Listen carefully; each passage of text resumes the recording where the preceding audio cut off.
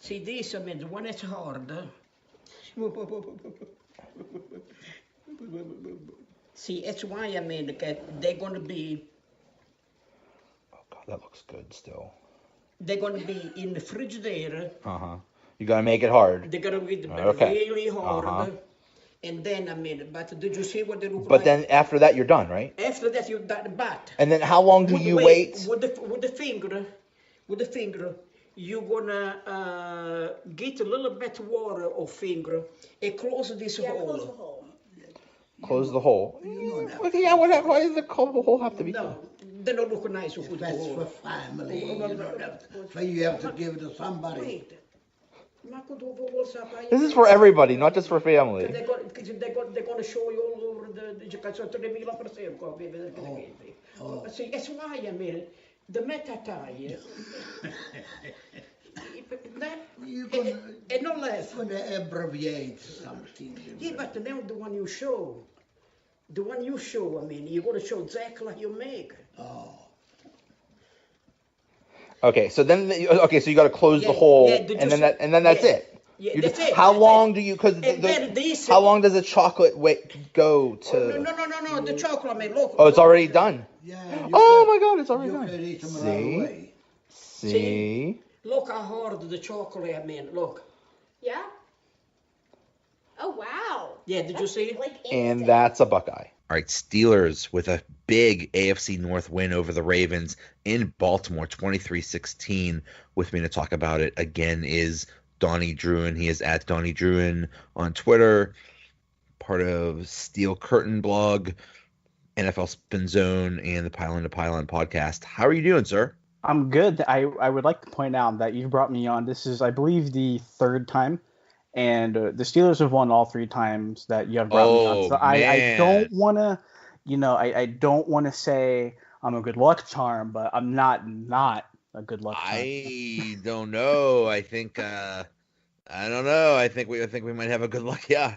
I think we're just gonna have to have you on more. I don't know. I'm good. How are you doing, Joe? I'm doing really good. Steelers doing really good too. This was an impressive win in Baltimore. Although, do you think maybe the Ravens are on the decline?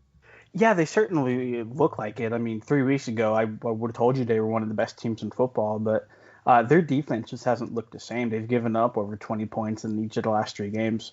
They're on a 3-game losing streak heading to the bye week, so things aren't the same in Baltimore, but it's always good to beat the Ravens on an away game at that. Yeah. The Ravens have these great stats, but I think those are just a couple of anomalies. There was I think that first game they beat Buffalo 47-3. I believe. Yeah, they won 47-3. And then there was the game against the Titans where they won 21-0, where they had like one of the greatest defensive performances ever. But then again, maybe that's because the Titans offense is pretty lousy. Maybe that's maybe it's not because the Baltimore defense is that great. Yeah, this like I said, this defense doesn't look the same, but also if you want to keep it and flip it on the same coin, the Steelers offense looks tenfold better than it did the last time they played the Ravens as well. So, like you said, it was a really good win. I thought from start to finish, the Steelers looked good. You're going to have those moments in the game where, things are going to look uncertain. But yeah, I thought the team finally got off to a good start and they kept and carried the momentum throughout the game. And yeah, it was a really nice win for them today. Yeah, I think the biggest difference is James Conner. They, for whatever reason, they run more, and it's working. And somebody threw it out there. You almost have to put Conner in, I don't want to say MVP consideration, but maybe, I don't know, he's having a pretty good year. Team MVP, certainly. I think he is a long ways from winning any sort of NFL MVP award, but I think with Le'Veon not being there, and not that Jalen Samuels couldn't get the job done, but I think we're looking at a very different Steelers football team if James Conner isn't running like he is, or even if he was running like the 2017 James Conner was. Right. Yeah, he had, I mean, he very good game today. 24 carries for 107 yards, but also 7 catches for 56 yards and a touchdown. He's doing everything right. Yeah, And he is. A lot of people, a lot of people want to point out the fumble he had in the Cleveland game, and I know after week 1, a lot of people were hesitant to jump on the Connor bandwagon, but what can't he do? He even showed everything he could do today in the game. He did really well in pass protection. Like you said, he caught 7 balls for 50 some odd yards. He's doing everything the Steelers are asking him to do, and it's even to the point where guys like David DeCastro after the game are talk about how great James Conner has been, and it's kind of like why do we need Le'Veon back at this point? Yeah, and I'm so tired of talking about that guy, but really in 9 days we might not have to talk about Le'Veon Bell for the rest of the year because it's coming up. This is the week that he has to report if he wants 2018 to count as a accrued season for him. So I have this feeling he's not going to show up. I have this feeling I think he's going to write this entire year off.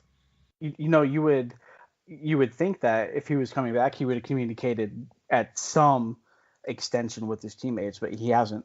Right. I think at this point he's banking on the Steelers not wanting to go through all of this again in 2019. So, and they're likely not to either. I think the Steelers are kind of done with everything. I'm sure they're willing to cut their losses and get a 3rd round pick for him.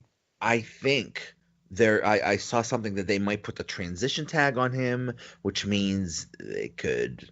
I'm not sure what that means, but they would pay him less. But then other teams might try to sign him or some goofy thing like that. So we might go through this stupid drama again next year, but it'll definitely play out differently. But wow, I just can't imagine to me, it's just sheer stupidity of throwing away $14 million.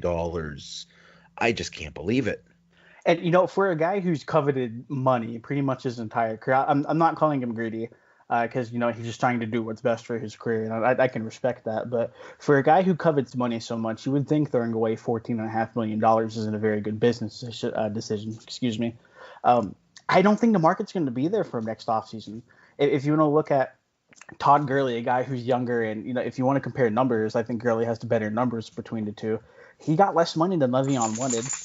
If you want to compare a guy like David Johnson's getting around $10 to $11 billion a year. He's on a 3-year contract. I'm not sure what teams are going to think of a guy who, 1, hasn't played football in a year, and 2, is getting near that 30-year mark. I'm just not sure the kind of money he's going to be getting. Right. And another thing is, if he sits out this year, that is $14 million that the Steelers could add to their payroll next year. That's amazing. I know. That's an amazing gift that he's given them. Oh, yeah. Christmas came early for the Steelers if he doesn't show up next week. This could not have worked out better for the Steelers so far. With the way Connor is playing, they've shown that they don't need him at Bell at all. And then possibly getting $14 million extra added to their payroll. That is amazing. From the jump, the Steelers have handled this exactly like you would expect the organization would. They gave Bell his fair shot at money. They offered him around $14 million the last couple times. I think even last year they offered him $45 million guaranteed for the first 3 years. Some numbers along those lines. But yeah, you have to think that the Steelers have emerged victorious from this thus far. And, Le'Veon's kind of sitting like a loser on his jet ski right now in Miami. So we'll see. Did you see the comments by the Baltimore defensive coordinator? How about that? Oh, my gosh. How about that? You even have other teams commenting on you trolling the guy. That's amazing. Yeah, I think everybody around the league who doesn't play the running back position is kind of like, okay, like, come on, Le'Veon. Either show up or don't at this point because it's kind of getting to that point where it's getting ridiculous. It's one thing I've heard that, a lot of the national people were kind of in Bell's corner, but even they're kind of turning on him too. It's just I said earlier, there will be a 30 for 30 on this whole situation in a few years. Oh my gosh, there has to be. It's just so crazy how someone could, what if I told you somebody threw away $14 million? Just amazing. But anyway, back to the people that actually did show. Yeah, and another thing. Back to the 53 people. Right, that actually did play. I'm not sure what Tomlin said, something before the game, like, we want volunteers, not hostages. And that's another thing. That's another thing. Is, let's say Bell does show up because he has to for this year to count. Is he really going to be in it? Like, how much are you actually going to play him? I think he's just going to be there if he does show up and not really contribute. Well, the hard part and where this gets difficult, is that you have a guy who's clearly thinking past 2018. His mind is set on going after the money and playing for somebody else next year, and that's fine. But how much are you willing to put the game in his hands? And with a guy like Connor running backs need a rhythm to establish just as much as quarterbacks do. Are you willing to vest that rhythm up? Would you move to a two-headed running back system where you would use both of them and you kind of sub them out like the Saints do with Kamara and Mark Ingram? They certainly have a couple of different options they can do, but at this point, it's more of a question of, do they even want them back? Right. But let's talk about the quarterback position. I have to put it that way because there were actually two quarterbacks playing in this game. Ben looked great, 28-47 for 270 yards, 2 touchdowns. He looked very good, but oh man, that one play where he rolls it out and they fall on him and he looks like he died. He got tackled from behind and he rolled over immediately, almost exactly like Ryan Shazier did whenever his accident happened. And just these asinine scenarios just came through my head and started running about different possibilities that happened. And he was down for a while. He was down for a really long time. The way he looked, the way he laid there, it's like, oh my God, that's it. I don't know. It's a shoulder. I don't know what's going on. He's done for the year. We're done. We're screwed.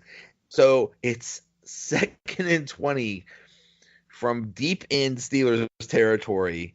And apparently it was a run play, but Joshua Dobbs in his very first real NFL snap decides to change it into a passing play from deep in his end zone and throws a 22-yard strike. I can't even believe I'm saying all this. Yeah, it's amazing. We don't want to overreact on just a one-play performance, but man, that's good insurance to have behind Ben right there. It might have been the play of the game. The moxie, the swagger to go up to the line and be like, no, we're checking out, kill, we're running this. Juju, go grab this for me real quick. On your first play of your career. Amazing. But no, you're right. That was such a big play because the Steelers ended up getting a first down after that. Big Ben comes back in the game, and Dobbs got him a fresh set of downs after it would have been a third down if not for a penalty. And then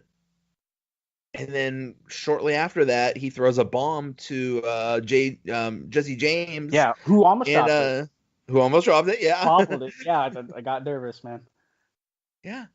Absolutely amazing. But the important thing is that Ben looks okay. I guess he just got the wind knocked out of him. And, with a defensive lineman landed on me, I can't say I wouldn't have done the same thing. But, Ben's okay. I know he had to deal with that broken left index finger. That didn't look like it hurt him at all today, by the way.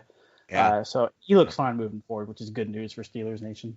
Have you ever had the wind knocked out of you? Plenty of times. It's the worst feeling. Oh, when you can't breathe. Oh, man. Oh, terrible. My wife and daughter have asthma, and they unfortunately have to, deal with situations like that, and that is just the worst feeling. I can't even imagine. Yeah. Receiving-wise, both Juju and James Conner had 7 receptions. Antonio Brown had 5 receptions for 42 yards, but he did have that big touchdown. Just the passing game, the offense just in general looked so much better than that first game against Baltimore. Yeah, 7 different receivers caught a pass today, and it was really nice to see James Washington come in